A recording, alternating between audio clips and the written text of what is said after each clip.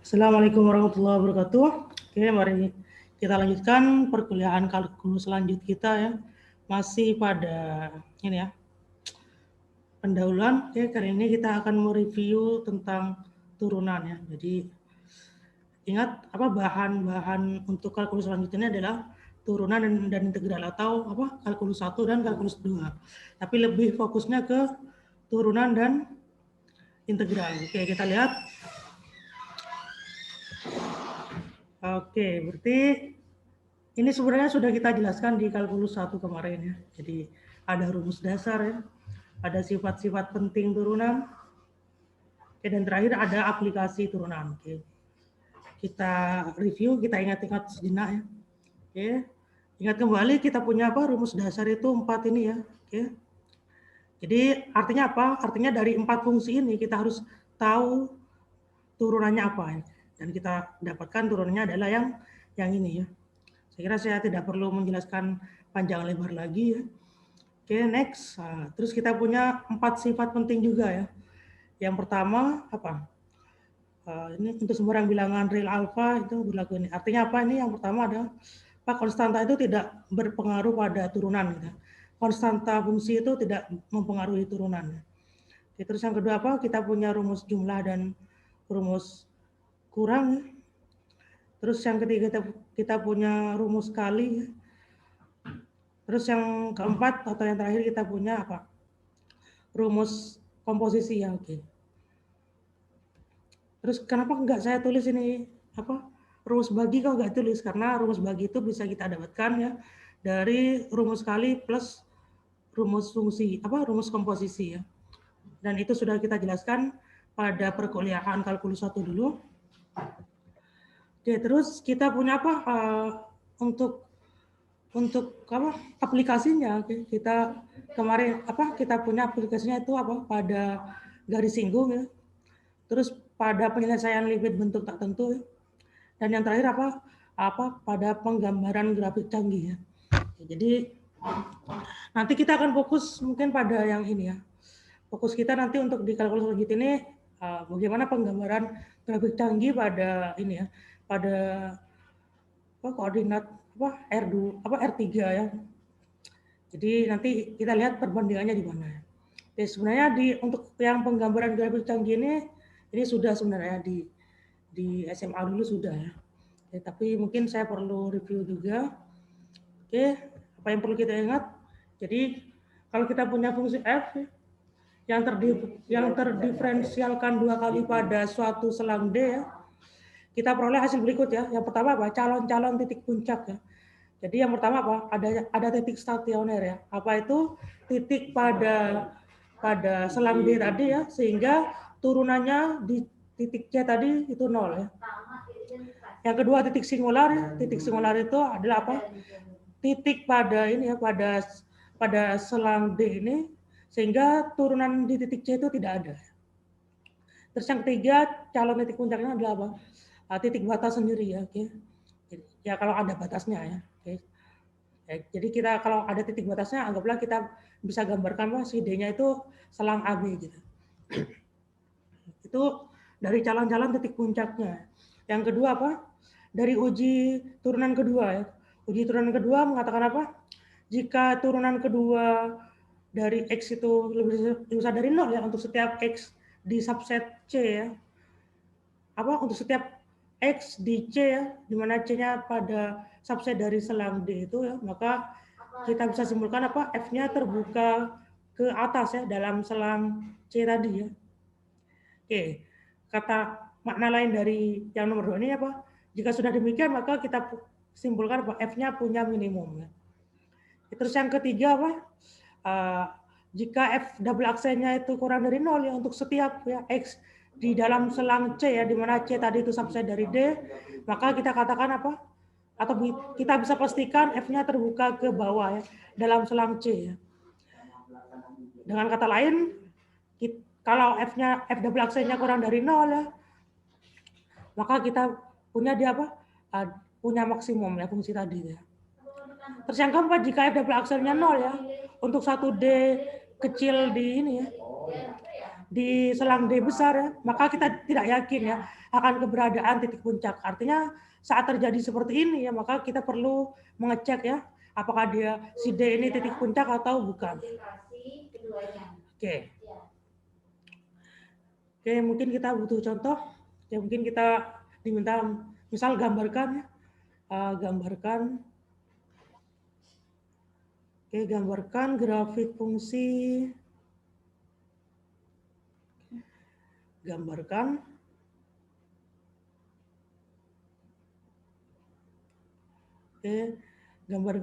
grafik fungsi dari Y sama dengan akar X kali X kurang 3 ya. Oke, jadi yang perlu kita lakukan dulu apa? Yang perlu kita uji turunan pertama ya. Oke, turunan pertama. Ingat buat apa ini turunan pertama? Untuk melihat siapa-siapa saja calon-calon dari titik puncaknya nanti ya. Berarti Y aksenya apa?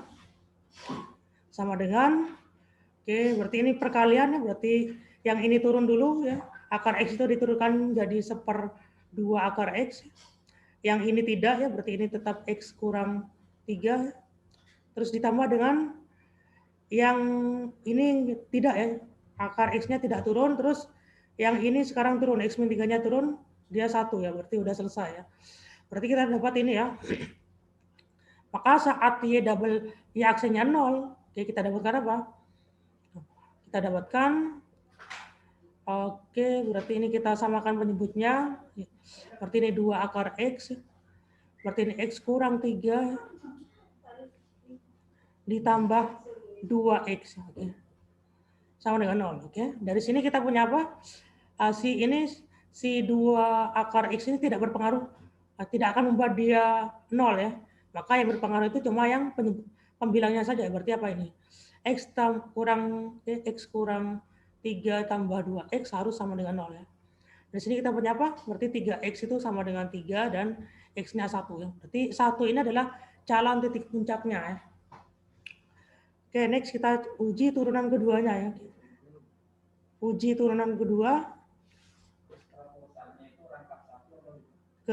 oke. Berarti kita punya apa? Y double aksen, berarti kita turunkan dari sini saja ya. Berarti ini kita bisa pandang, kita tuliskan dulu, bisa kita pandang sebagai X kurang 3 ya, dibagi 2 akar X, ditambah akar X. Berarti turunan dari ini kan, ini turunannya berapa ini?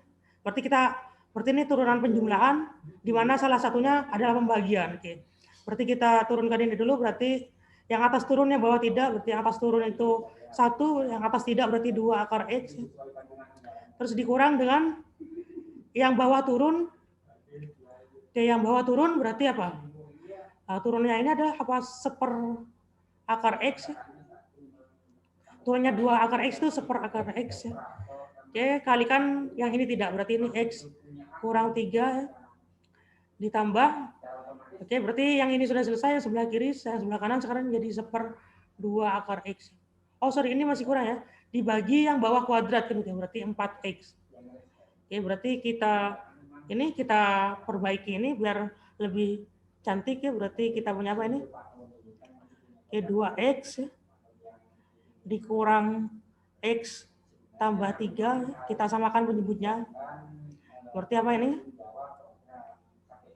4X akar X ditambah yang ini berarti apa? 1/2 akar X. Kita samakan penyebutnya, berarti ini sama dengan apa ini? Berarti yang ini tetap ya. Berarti tinggal X kurang 3. Berarti ini saya tuliskan 4X akar X. Berarti ini apa ini? Berarti ditambah 2X.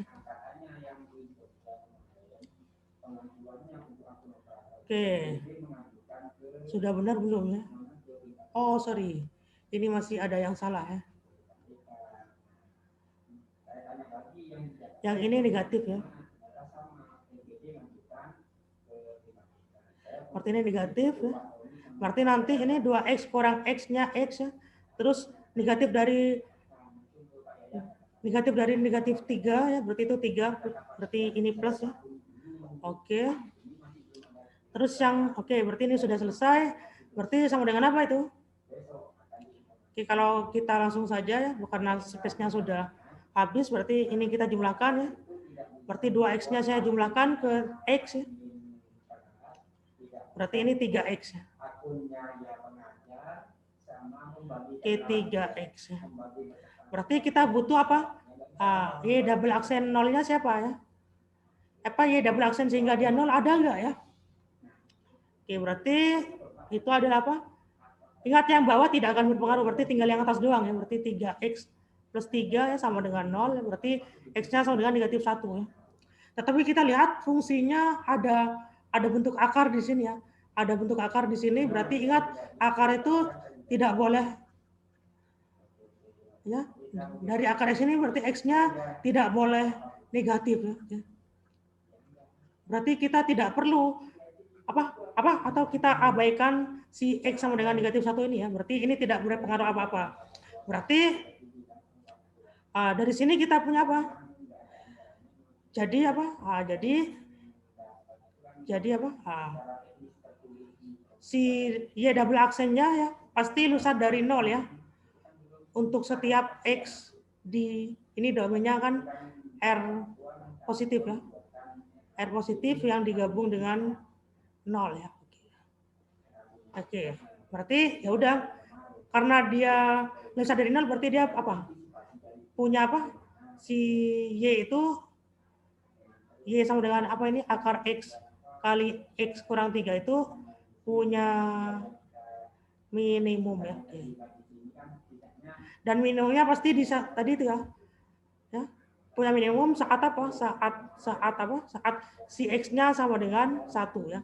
Karena kita punya tadi ini ya. Oke. Saat X-nya 1 bisa dicek Y-nya berapa? Y-nya adalah kalau 1 berarti negatif 2 ya. Oke, berarti negatif 2. Berarti inilah puncaknya ya. Berarti 1, negatif 2. Oke. Mari kita gambarkan sekarang. Berarti gambarnya nanti oke, ini sumbu X, ini sumbu Y ya.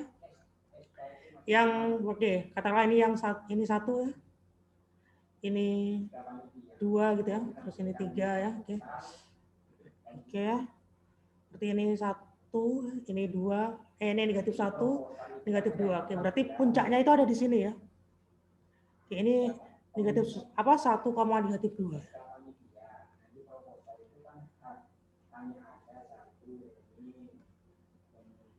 Oke, ini 1, negatif 2.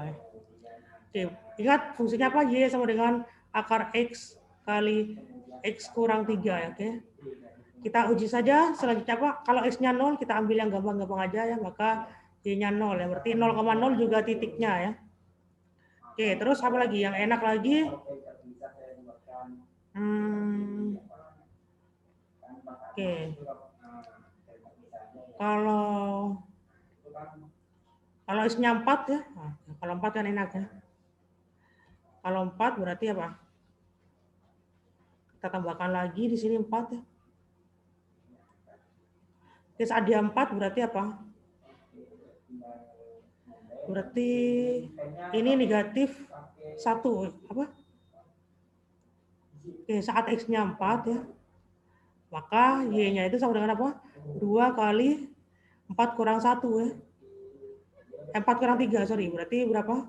Ya 2 ya, berarti 2 ya. Oke, berarti di sini ya. Oke, anggaplah di sini ini 2 ya. Ya udah, kira-kira nanti gambarnya begini. Ini kan puncaknya ya. Oke. Nanti kalau semakin dicari di sini, nanti ini kan semakin smooth gambarnya ya. Oke, ya kira-kira nanti apa? Si siapa nih? Y sama dengan akar X kali X kurang 3 itu adalah ini ya. Oke. Oke, anggaplah ini ya. Oke. Jadi semakin banyak titik yang kita cari akan semakin smooth ini ya kurvanya ya ke gambar sebenarnya. Oke. Jadi kira-kira seperti ini ya. Oke. Jadi itulah apa contoh penerapan untuk menggambar grafik ya dengan menggunakan turunan pertama dan turunan kedua. Saya kira bisa dipahami ya. Saya kira cukup sampai di sini. Kita akhiri ya. Assalamualaikum warahmatullahi wabarakatuh.